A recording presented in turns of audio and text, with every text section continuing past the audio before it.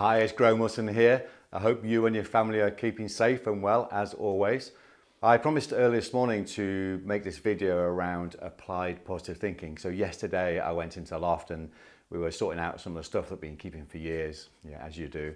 And I found these acetates, and these acetates, by the way, are what we used to use for teaching, and used to use them on overhead projectors and used to make all the words, a bit like the PowerPoint presentations of today. So anyone younger than me, they're not actually category 1 controlled substances. So sorry about that. So we didn't find any drugs in the loft. We actually found what was an old course that I used to run called Applied Positive Thinking.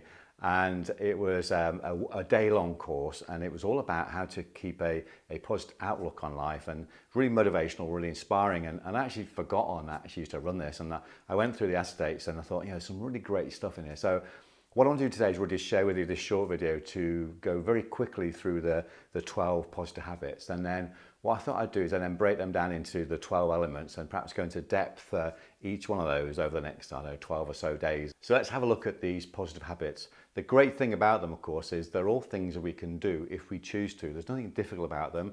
We don't need any help to do them. We just need to do them. And if we keep doing them over a period of time, they then become habits. And they say, is it 21 days or something like that, that if we keep focusing on things, then we'll get them and they'll start to become a habitual way of working. We don't have to think about them, just become a natural part of our daily life, become more positive than we were before. So the first habit is around keeping an open mind. And it's that great saying, isn't it, that a closed mind is about as good as your parachute opening on the second bounce. What a great statement. And I think it's important to keep an open mind and make sure you not get attached or too attached to things that stop you from thinking about things in a different way. So that's habit number 1, is to keep an open mind. Number 2 is to look for the good. And things do go wrong, don't they? But how do I turn that situation into a good situation and take the learning from it? I've got loads of stories I'll share with you around that, around how people have made mistakes and had failure, but turned that into a positive, taken learning and achieved amazing things. So that's number 2. So habit number 3 is about being present. We can learn from the past, can't we? But there's not a lot we can do apart from that. It's happened, it's gone. And there's not much we can do about the future apart from a bit of previewing and start to have a look at what possibly could happen, because it hasn't happened yet. But what we can control is the here and now. So number 4 is really around this concept of what we call projection and reflection. You can't have something unless it's within you. So you can't love someone, for example, unless you love yourself. You won't have a confident team unless you're confident first. So just be aware of that whole concept. It's a massive topic around what we project is what it gets reflected back to us. And there's lots of different angles that we can teach around this, which is really important. So number 4 is about projection and reflection, and be aware of what you're projecting out. It's why we do a lot of work around the energy works that we do in leadership. So habit number 5 is all about being grateful rather than resentful. So how do I look at the situation and actually be grateful for what I have, what I don't have? And it's that mindset, isn't it, around being grateful for things, being grateful for situations. And I've got loads of examples from my military background that I'll share a bit later on around how you can reframe things and look at the situations in a completely different way. I always say to people when people are stressed, are there any bullets flying?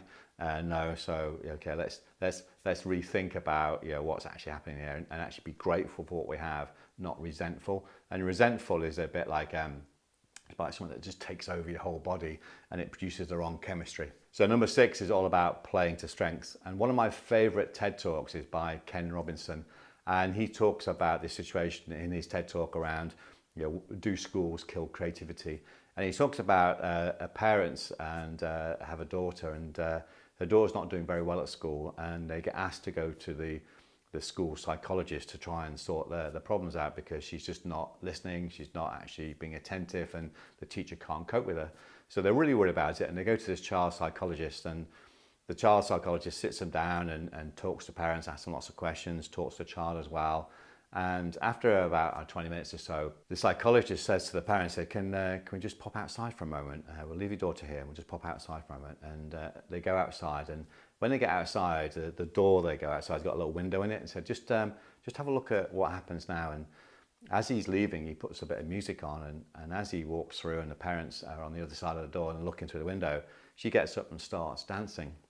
And the psychologist says, look, you haven't got a naughty child, you haven't got a disruptive child, you haven't got a chatterbox, you've just got a dancer.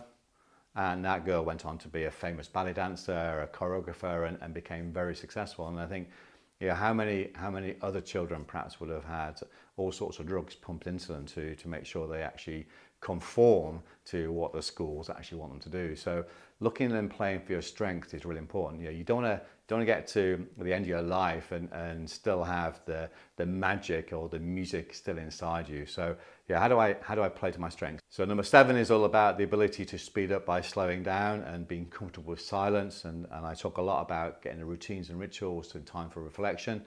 And there's a lot of power in silence. Whenever you're in a situation where things aren't going so well and you feel out of control, it's really good to just get quiet for a moment, get centered and do some meditation and think about actually what's going on. And we live in a world full of paradoxes, don't we? And we get this whole dichotomy of, do we do this, do we do that? And we get a whole host of things that are happening where actually when we become silent, we can actually start to make some really good choices. So I'm going to spend quite a bit of time on a future module looking at how do we actually do it? How do we speed up by slowing down? Number 8 is all about how you let go of the baggage. And one of the favorite stories that we share with this concept that no one ever dies from a snake bite.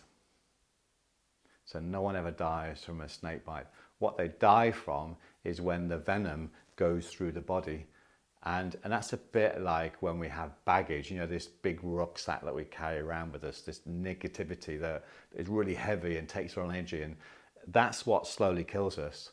It's not the fact that it's actually happened, it's the fact that we've kept hold of it.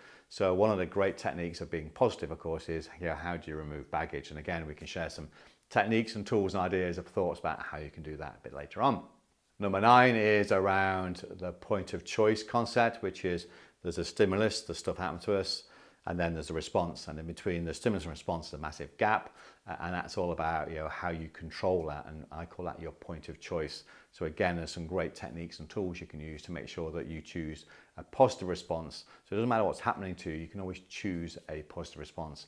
Number 10 is all about how you compliment people. So how do you feel when you compliment people? You feel good, don't you? How do they feel? And we're talking about a sincere compliment here, a proper compliment, something that's been well done, something from your heart. So when you compliment people, it's a win-win situation. You feel good, they feel good, it's a win-win. People will remember how you make them feel, not what you said. So it's really important to think about, do I actually look for the good in people? Do I look for good situations? Do I compliment people? Do I say the thank yous? Thank you is probably the 2 most powerful motivational words that we have available to us, but we don't use them enough. Number 11 is all about how we remove the worry. And I've done a separate video all about the worry box and making sure that we realize that 95% of our worries will never happen. 5% are going to happen anyway, so why worry? Focus on the 5 and make sure you've got some good risk mitigation in place to make sure that you can control those things that are going to happen. So number 12 is all around developing what we call the custom habit. Let me ask you a question. If you had only one customer that you could earn your living from, just one customer to earn everything that you have in life, how well would you treat that customer? You'd probably treat them really well, wouldn't you? So the custom habit is this, is if you treat every customer as the only one, they never will be. So there you have it. There's the 12 habits. I hope you found them really useful. I mentioned that I'm going to take each of those habits and actually give some more information, some more tools and techniques over the next few weeks and give you some ideas and thoughts about how you can turn those into habits. So I look forward to sharing those ideas with you. So I wish you every success and we'll see you soon. Bye for now.